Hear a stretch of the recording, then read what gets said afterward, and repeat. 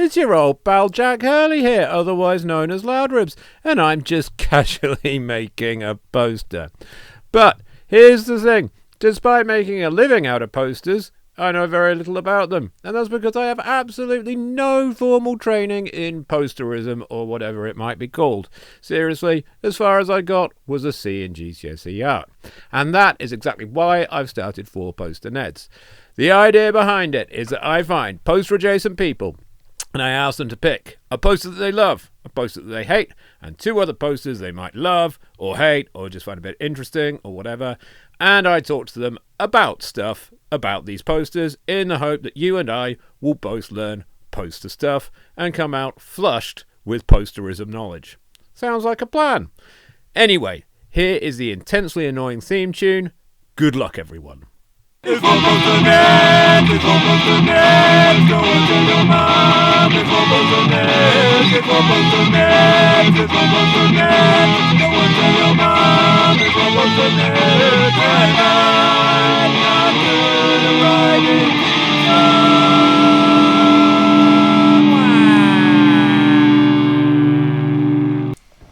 Hi everybody, and welcome to 4 Poster Neds. This is the first one we've ever done, so expect things to go wrong. That'll be good. But I'm here with Lincoln Lightfoot, who is a fellow poster artist who I've badgered for years and bullied into various ventures along the way. How would you describe yourself in terms of posters? Would you say you're a poster artist? Yeah, I'd say I'm a poster artist. I'd say I've got 2 kind of forms of art that I have. Typically is like the poster illustration side, and then I also do some oil paintings in a similar kind of ilk to the illustrations. And if an illustration goes really well, I tend to turn it into a large oil painting, but typically in that poster style, running on the back of 50s and 60s B movie posters as probably the main influence over my work.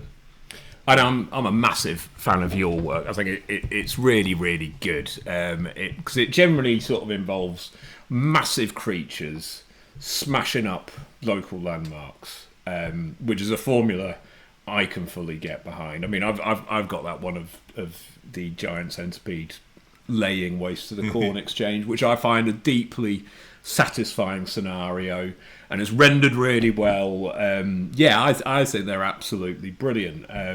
So hopefully I'll get some of Lincoln's work on screen for you to see. Where can people buy them from? People can buy them from Fabrication York and Leeds. I've got a little shop in Sedgefield called Loft to Loved. And then there's a few other places, I think, in the pipeline that I'm hoping to get work out. The plan is hopefully to start to do more national and global locations. Oh, really? Hopefully, fingers crossed. But I don't really want to forget my roots. So obviously there'll be more Yorkshire-based artwork. But that's the plan anyway. So hopefully there'll be more shops selling. We'll see what happens. Outstanding. Incidentally, as well, you can also buy my stuff in Fabrication York and Leeds right next to Lincoln's stand, because I managed to somehow blag you into doing that ages ago. That was nice of me, wasn't it? The amount of trouble I've landed you up in.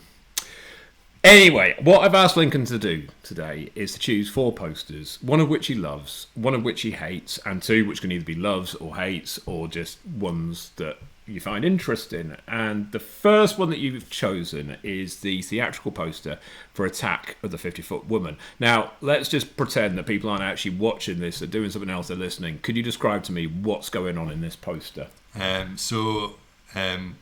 Basically, it's a really large woman wearing like a bikini top and like a mini skirt, and she's destroying some sort of motorway flyover, and in the top left-hand corner it says "Attack of the 50-Foot Woman" in large red text, and there's a yellowy sky and mist coming along over the buildings in the background, and she's picking up a giant car and she's laying waste to the traffic and the people below. I think, yeah. It is fantastic. I mean, like, I remember the first time I saw this poster being like, whoa, whoa, shut the front door. Whatever's going on here is well cool. It's absolutely iconic, isn't it? I think everyone knows this poster. They might not know that it's the attack of the 50-foot woman, but it's one of those images that is just so prevalent in our culture, and it's gone on to influence so many things that we all kind of know it deep in the marrow of our bones. Mm-hmm. Did you ever watch the film? Yeah, I watched the film and it's terrible, basically. I think it's about the first hour or so is just a giant hand in the bedroom of the woman.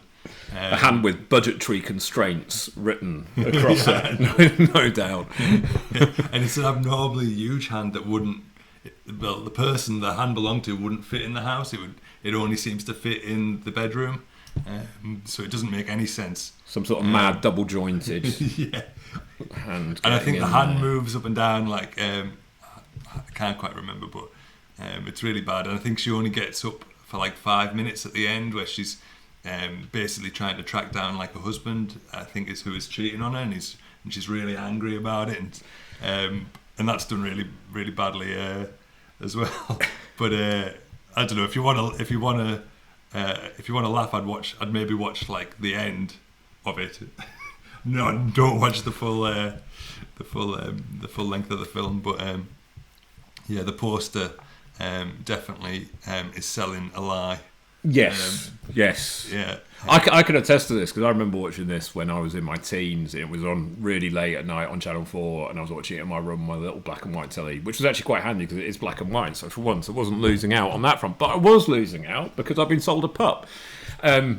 Brilliant poster. Great poster. Terrible movie. As was the way with a lot of B movies, because a lot of the B movies had really, really great posters, and a lot of them were done by, I forget his name. I keep forgetting his name. What's his name again? Reynold Brown, yeah. So he did the poster for This Island Earth, I Was a Teenage Werewolf, Cat on a Hot Tin Roof, Ben-Hur, Spartacus, Mutiny on the Bounty, Dr. Zhivago. They're all really, really banging posters. And a couple of them are actually pretty good movies, but a lot of his back catalogue are really borderline awful B movies. That he probably saved. I imagine that.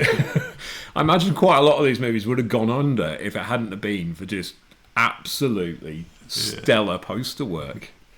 And you can totally see a lot of your work reflected in this as well. The giganticism, the solid, vivid background as well. I mean, those are things that you've certainly taken to heart, and they work because it's a really good formula at the end of the day.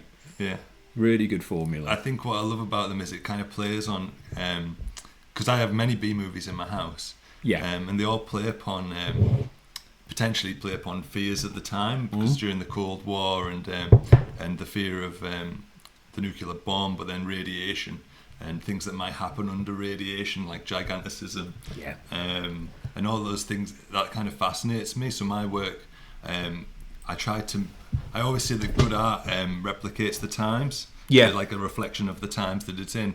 And because of the craziness there is now with everything, the pandemic and like the war in the Ukraine and everything, I just find I just feel like it's kind of like, is it that unrealistic? I know it is unrealistic, but like it's kind of reflecting the craziness of it now. Yeah. Which is kind of, people don't obviously think that deeply about it, but I do sometimes get asked a bit more background, and that's what I tend to think about when I'm producing the work. I really hate it when people ask me for background on my work. I really do, because like this is going to sound really wanky, but I don't think about it that much. You know, I've got two rules. One is that it has to be high effort, and one is that it has to make me belly laugh. And like literally, that's it. Like don't overthink it beyond that. But like some people get really hooked up and like, no, what's this mean? What's this all about? Is this social commentary? And it's like, I guess if you want it to be social commentary, it could be social commentary. That's up to you. But at the end of the day, it kind of makes me giggle, and that's what I'm in the market for. Because I did a fine art degree at York St John, and it was all just all ideas based. thinking really like, what could this mean? What could that mean? What does this represent?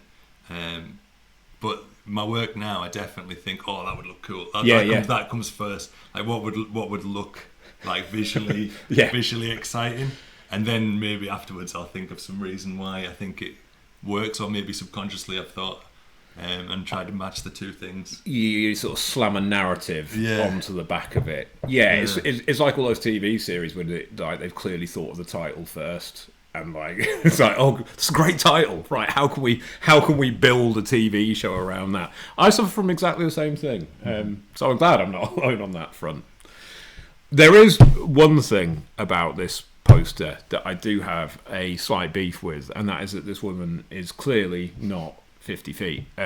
She's much bigger. See, in my head, I think I've got quite a good idea of like 50 foot, because my dad was always watching the Dam Busters. He was obsessed with the Dam Busters when I was a kid. They have to fly at 50 feet. And you're always like, wow, that is low. That is really low. All these Lancasters kenning about 50 feet. And I reckon they would come up to about her hips, like one of those. In fact, I don't even need to speculate about this, because what I've done is I cut out the car in Photoshop, and then I laid it up against her body, and then I went onto the internet to find loads of car nerds to find out what car it was, which actually took a bit longer than I thought. Then found out how long the car is and done the maths, and it turns out she's about 94 foot. It wouldn't have been such a catchy title, The Attack of the 94 Foot Woman, but, you know, again, we've been sold a pup. Yeah, we've been lied to by Reynold Brown once more. Yeah. I think it's one of those things where they probably got carried away with the giganticism. It's something I think like I'm probably very guilty of this. I always realise it afterwards, particularly with dinosaurs and how I make them way bigger than they would be. And I think I've got one where like the dinosaurs probably like double the size of York Minster, so it just doesn't make any sort of sense. But they've obviously got carried away, like how I get carried away with things. I mean, who's to say that dinosaur bones don't shrink over time? Who's to say that they weren't that big? Huh? Yeah, that's true. Exactly. Yeah. Some people say that the dinosaurs got extinct because they just got too big. Too big. So you're like real late stage dinosaurs going on in yours. Yeah, because they're so big they just can't afford to move or use energy, just laying around. I've died of big. Oh. Poor buggers. But yes, absolutely iconic poster this. Just thinking about like its effect on culture at large, I don't think that the Cramps would be in the state that they were without this poster and without the rest of that B-movie catalogue. Things like MST3K definitely played on this sort of thing, when they used B-movies as their source. And the amount of gig posters where people have just shonkily photoshopped this or done another version of it, you know, it really is iconic. And it's very exciting. It's very exciting seeing a large woman smash up a town, you know. I'd pay to see that. I mean, now, having seen the movie, I wouldn't pay, but, you know, if that was presented to me at the time, I'd be like, yes, get me down the cinema right now. Yeah, definitely. Okay, so moving on to your second one, and this is a poster that I had never come across before, and it's amazing. It's a really great piece of art, this. Can you describe what's going on in this picture? It's David Blaine above the below, and it's basically the poster that was used to advertise his 44 days inside a glass box, and depicted as the glass box with Tower Bridge in the background, and then below there's all this smoke that seems to rise up, and there's a crowd, there's like a bell ringer, and there's various things going down in the crowd, and something I only recently realised is there's actually a woman in the centre of the poster flashing David Blaine, which is something I didn't even notice when I bought it. So. I didn't notice this either until you pointed it out to me, and I am astounded. I'm astounded that I did not see a woman getting her baps out, and it's like it's really central to the composition. Like It's sort of a little bit hidden behind her hand, but she is like right there. Yeah, just to clarify, she has got her back to us, so we're not. Yeah. People listening will be like, "Ooh." No, this is a very mature video about mature posters. So she's very demure. Yeah, I just think people will be thinking, "I bet he didn't realise." Very, very, very demure lady here. I mean.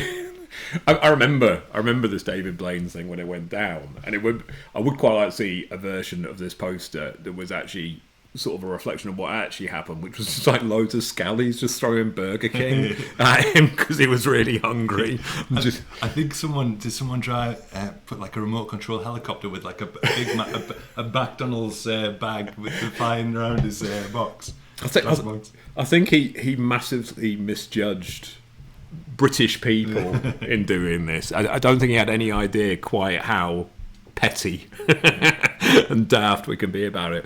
But in terms of the poster, I absolutely love this. I mean, it's an amazing bit of work. It really goes for that Victorian vibe and pulls it off really well. I mean, this smoke that he's done here, this sort of smoky spectral effect, that's absolutely gorgeous. You've got David Blaine doing his Christ-like thing because it's David Blaine, isn't he? He's David Blaine being Christ-like.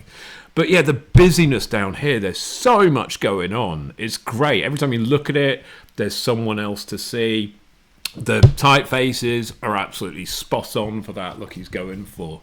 It's Mark Stutzman who did it, and I'd never heard of him before, but I had a look at some of his other work, and like, the guy's brilliant. He's really, really good. Me and you both do posters in a retro style. So you do B movies, I do old railway posters. And you'll know, like I do, how hard it is to nail those styles authentically. And he does loads of different ones. He's like got Art Nouveau ones. He's got classic travel posters. I think he's got some deco stuff on there. Pretty sure he has. And he's got loads of classic movie poster styles as well. And they all look absolutely bang on. Like, the guy's a seriously accomplished artist. Really, really good. Now, you noticed something about the shadows in this, didn't you? What makes the portraits down at the bottom fantastic is the lighting, but the lighting seems to be all over the place. I don't know if that adds to like the mystery or the mist of the like mise en scène of the poster, but he's obviously got people from different lights, but I don't think it obviously it adds to it rather than people wouldn't be looking for that. Apart from you, clearly. And I'm heartened by this because I have the same problem, because I'm a terrible freehand illustrator. I have to work off photos a lot, and quite often, like, the characters in a lot of my posters, the original reference that I'm working off will be lit totally differently. So it will look like there's probably about 3 different suns wherever it is. But yeah, I get away with it most of the time. When you do the shadow on the floor going the same way as everything else, no one really notices. And I think the other advantage I've got is just like really grey leaden skies that just make everything look very dull. And it doesn't really matter where the shadows are. Yeah. But yeah, no, fantastic bit of work. I'm deep into this guy's back catalogue now, because I think he's really talented, the stuff he's done. I think what I really love is it kind of falls back on, like I said, if we return to the previous poster with Reynold Brown and his stuff, it kind of falls back on those older posters, and particularly those the like Houdini posters. Yeah, he's playing upon the it's kind of like he's like the next big magician almost. Yeah, and I quite like that, and and I love how it's all about the mist is almost like hinting at the mystery, and I just love things that try to get one over on science, and just really well put together. And I also love David Blaine's initials and how he's got them in the shape of a spade, like a playing card, with the D and the B, and it's something I've tried to do with my own signature, obviously, but I've had to do my L backwards, which for some people has caused like quite a lot of confusion. I think it was my nana that was like, who's JL, and I didn't realise that it could be a J, but it's not. It shouldn't be interpreted like that. But I like it because it's like an alien symbol. But I don't know. I really hate it when things like that happen. Like I've done a few posters where I've used that like faux Cyrillic text, you know, because it's been in like a socialist realism style, and then you just get like all these really weird 3 a.m. emails from Russian speakers going, "This makes no sense. Why you put nonsense words on poster?" It's like, I just work here, mate. I just work here. Yeah, well, like Lincoln Lightfoot. When I was put Lincoln Lightfoot art, they're always like, oh, people flick through my stuff and go, oh, that must be Lincoln Cathedral. This is all Lincoln. Have you got any views of York? And absolutely gutted. Anyway. I get the same thing with loud ribs, like with my sort of internet name, because quite a few people think that my actual name is Lou Dribs. So I've had people come up to me going, "Oh, it's Lou. All right, Lou." I'm like, "All right, Tribsy. How you doing, Tribsy?" Such are the perils of usernames that you thought up years ago and now haunt you to this day.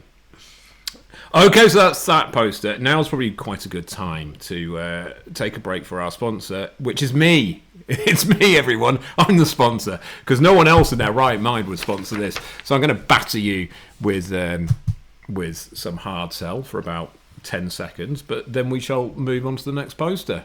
Have you ever fostered a decent resentment against seaside towns, beige and northern conurbations, and achingly cool lesbian enclaves? Well, then look no further than the fine selection of embedded railway posters available at loudribs.com. But wait, there's more! Anti-court exchange propaganda, basic sound, Helen Daniels, and whiskey mashups, plus loads of other gobblers. Get it on a bag, get it on a mug, get it on something I've probably forgotten to make a listing for, but if you email me, I'll totally be able to do it. My God, what are you still doing sitting here when you could be exacting revenge against this cruel world at loudribs.com?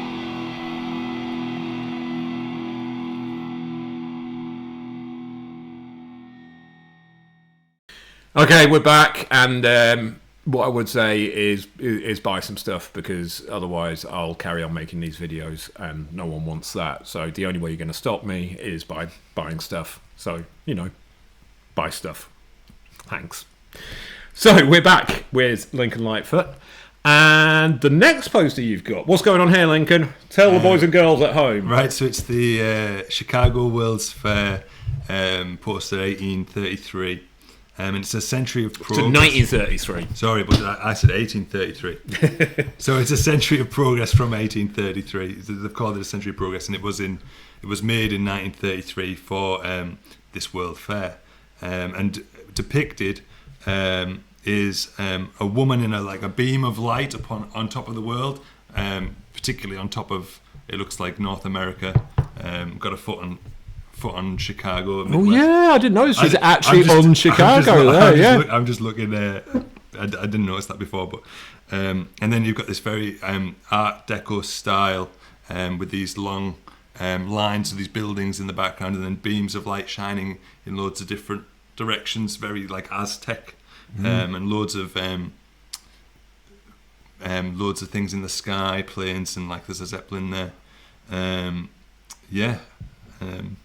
And I love this poster because it's kind of close to home as well, because my mum is from Chicago. Oh, no way. And actually, this is a bit of history about it, is because the fair was so successful, they did it in 1934, and my grandpa was there as a 4-year-old, and he turned 93 a couple of days ago. He's still alive. That's great. Yeah, which is fantastic. But he's told me bits about the 1934 one. Wow. But they didn't have. I don't think they had a poster quite as good as. That's why I have this one. Yeah. And it's a really evocative poster. This is sort of like the peak of modernism, isn't it? You know, this is all that stuff about progress, about the Enlightenment, about the 20th century moving forward before it all falls apart in World War II. All writ absolutely large. as well as like you can kind of see the seeds of where modernism is going to go wrong here as well. Like these two characters, these very, very muscular industrial characters. Like meanwhile in Europe, you have the Soviet Union and you have Germany that are also using this aesthetic, but taking it in a very, very different direction. So it feels like that sort of fulcrum point just when the 20th century is about to lose its mind. Yeah. And go absolutely bananas. You're spot on, because they'll be coming. This time they'll be coming out of the depression, and they'll need some form of hope. And this poster would be like incredibly uplifting to see. And you'll, people will think, "Oh, we're finally now out of." But it starts to swing, particularly obviously in Germany, it swings the other way. And at this World Fair, that the Zeppelin, a Nazi Zeppelin went over. Yeah. Like because each country I think would have been showing their. I know that they would have been showing their the best of their countries at this fair, and they flew a Zeppelin all the way from Germany. So there would have been a Zeppelin going over with a swastika on the side. Yeah. Before people really knew how far that was going to go, without getting too dark. Like I think it's a really valid point, and it's a valid point about a lot of the really good art around this period. Like I don't know if you've seen any of like the Italian futurists posters. Like they're amazing posters. They're really, really eye-catching. But then you find out that actually they were kind of all proto-fascists, and it's a bit like, The fascinating thing about that is they were so eager to join. They were so eager to go to war. Yeah. That they all got. Well, I think pretty much all of them got killed in World War One. Oh wow! Because they were so like ubermensch, you know. Like, and I think I think I remember reading that like they were all so they thought the Great War was going to kill all of the weak. Oh. Basically, it was going to be a great cleanser almost of mankind. And so all these fascists, they all got killed. They all got killed. Well, what sort of illustrator thinks they're going to be good at war? like me and you in the trenches with our soft hands. Oh, it's all right. I can save that as a PDF for you. Dear, oh dear. Well, kind of had it coming, didn't they? There's another thing that I like about this poster as well, and it's how insanely vertical it is. Like everything is just like shunk, going up that beam of light, all those buildings. She's reaching up to the heavens. She's a pretty tall lass as well. She's quite leggy, isn't she? But yeah, it's. I'm sure there'll be some symbolism behind that I haven't looked into. Well, I'm wondering if there is.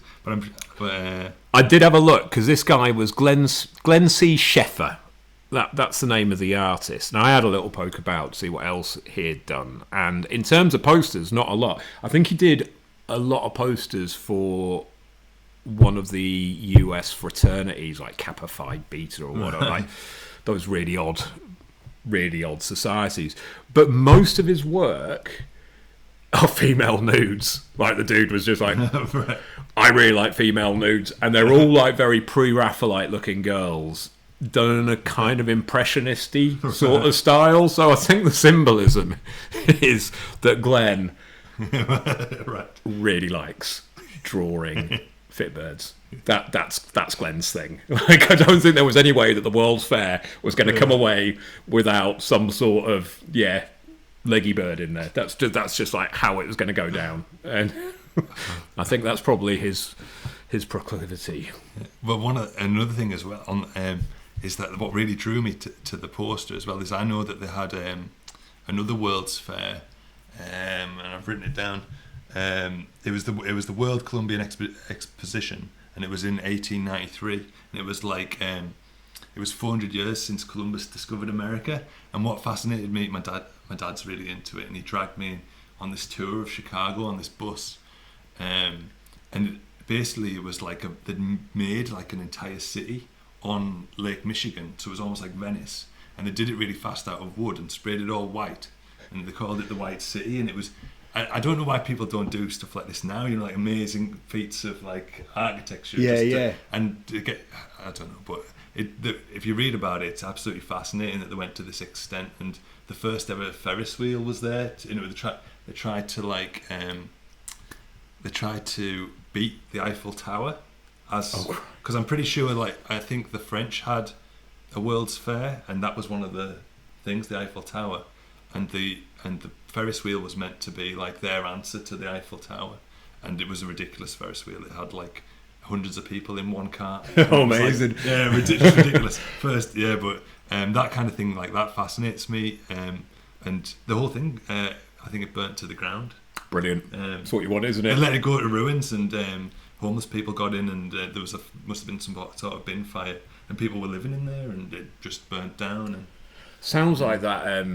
There's a Crinkly Bottom theme park that Noel Edmonds started, right.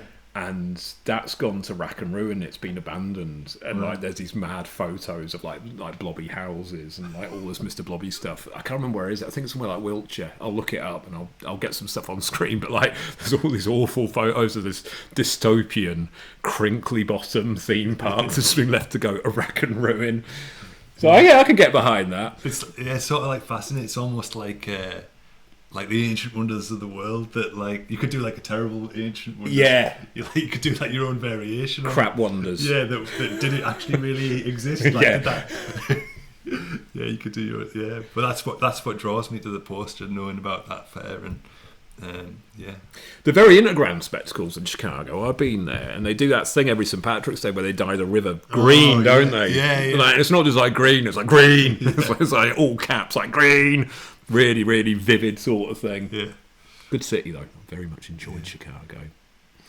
Okay, so we've done like 3. Would you say you love them all? All these 3? I think, yeah, I'd say I love them. I think I love the 50-foot one the most. Yeah. Just because of like how iconic it is. Yeah. And how when I first saw that I must have been like in my late teens, I was just like drawn to it. Yeah. Wow, like I'm buying that, and that sparked like a collection of B-movie posters. But I think that would be it. Yeah. So that's the love one. And these other 2 that they're really interesting. But that leads us naturally to the hateful section. So one that you've chosen here, because you've actually got a couple of hates that you brought in. But it's a classic motivational poster. So here we have a timber wolf, and he's crying into the air, I guess. Yeah. And it says, success. The key to success is the ability to work and communicate with others. They've really gone for it here. They've used the bevel and emboss effects on the success bit with a gold texture as well. So there's no mess in here. This is very successful. This is part of the classic motivational posters series. Why do you hate this, Lincoln? Why are you so down on this poor timber wolf? I think well, initially it's like that particular type of poster that I hate. Well, I do hate that one, but like, so it would be like a few of those ones. I think it's that it's just so like I feel like they've just slapped a picture with some sort of motivational one-liner, and I remember it as like a kid, like being in classrooms at school and looking at the picture and thinking like that picture. I just feel like the picture doesn't correlate with the text. And it's almost too easy. Like they made it too easy, and they're probably like I don't know. Like there's so many of those posters. It's just almost irritate. Like I don't know. I just find it so annoying. And it's easy to forget these even existed because the internet did such a good job of just absolutely pillaring, like just taking them to town with the demotivational posters. And that seems like years ago now when that happened. But yeah, it's quite difficult to remember that these were a thing. I've only ever seen one of these in the wild, and that was if you were on the top deck of like the number 50 going past Thomas Danby College, you could see into one of the classrooms, and they had one. I couldn't see the text, but it was like some absolutely anodyne sunset, and I imagine there was a rubbish platitude underneath it. You've brought another one in as well because clearly you hate this genre so much. There'd be like it could have like a picture of a jet, a guy on like some sort of mountain. Rowing. There's a lot of rowing that goes on. This one is great though. So if you'd like to describe what's going on here for me, Lincoln. There's a man hanging from a rope or some sort of harness with like a mountain bike. He's got hold of a mountain bike as well, and it says, "Make it happen. There is no challenge too great for those who have the will and heart to make it happen." And I just feel like, well, What exactly is happening here? What is happening, and why would you want this to happen? Because this man appears to be in like quite a lot of trouble. And where's he going with this bike? Why is he strapped in? It does raise an awful lot of questions. And if I was in a corporate environment, I'm not sure how much this would motivate me, to be honest. So, as I said before, these are part of a massive series, and I did a little delving. So the guy who made them was called Mac Anderson, and he started a company called Successories, which is a great pun. I can't take it away from Mac Anderson. Successories is a really, really good pun. And they started in the late 80s, went through to the 90s, and they made enormous amounts of money. I mean, he claims that at one point they were selling 3,000 frame posters a day, and like had an annual turnover of like $56 million. Eventually, it started unraveling, and as soon as the demotivational posters hit, that was it. That was like the death knell for them. Like the internet really did a number on these and just killed them absolutely dead. But one of the things about Mac Anderson is he's come up with just the most ridiculous quotes I've ever seen, and it's kind of a meta quote. He said, "All my life I've loved quotations. I've probably heard every quotation out there," which is just the most ridiculous statement in the world, because he hasn't heard this one. Mac Anderson is an idiot for that. That's a quotation directly from me. It's a quotation about a quotation. About a quotation about a quotation. But then again, Mac Anderson is a lot richer than us, and he's done this off the back of really quite awful posters. Yeah. Do you have any more bile to spill on this, or do you feel that your hatred has been sated? I think it's probably been. I almost had to like revisit the nightmare to like. So I had to. So I don't really have much more to say about it. Really, I don't think. Yeah, I just think that I don't know. Clearly, he's got like. He's got come up with something and made a lot of money from it. He's run with it, hasn't he? Yeah. I mean, like if you want to really make yourself feel ill, the Successories website is still a thing, but they've kind of updated it, so you still get all these old posters, but there's lots of new stuff as well. I'll post a link. Like, I don't advise going there. Like it's terrible. It's really, really bad. But yeah, if you're ever bored and whatnot. Yeah.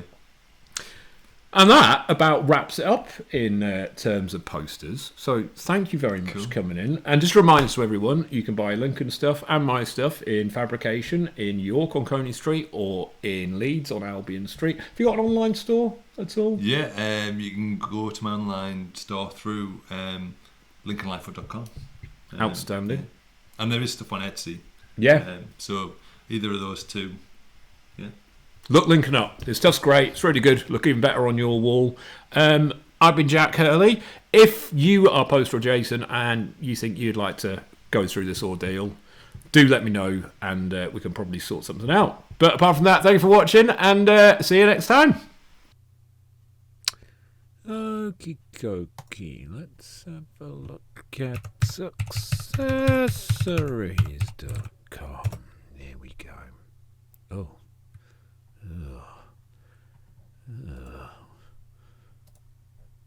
Huh?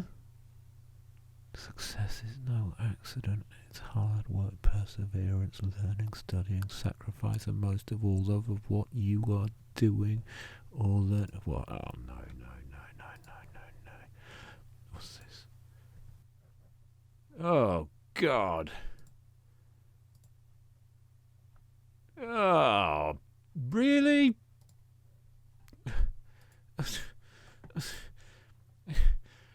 A leader always sets the trail for the others to follow. No, the way shows the way. Go the way? Go the way?